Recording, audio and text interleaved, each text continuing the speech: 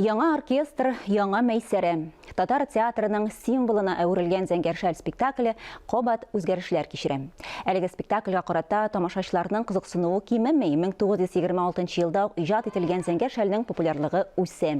Яңа баш дирижер Данияр Соколов җитәкчелегендәге яңартылган оркестр һәм төп геройлар Мәйсәрә белән Булатны уйнаучы Рәйхан Габдуллина һәм Ришат Әхмәдуллин уйный. Спектакльне Камал театрының баш режиссеры Фәрит Бикчәнтәев куйды.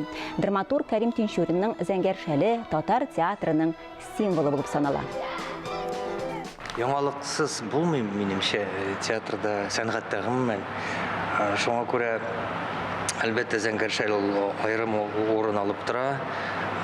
Галискар Камал театрының сәхнәсендә яңартылган состав белән оркестр уйнаячак. Шуңа күрә бу минемчә зәңгәршәлгә инде яңа җан керәчәк. Бүген шул ук вакытта бүген Мәйсәрә ролендә әле 4-нче курс шәкерте, ул Габдуллина Рәйхан, Мәйсәрә ролендә 1-нче мәртәбә сәхнәгә чыгачак. Шуңа күрә без бүген премьера ул гомумән бәйрәм театр өчен, тамашачылар өчен дә.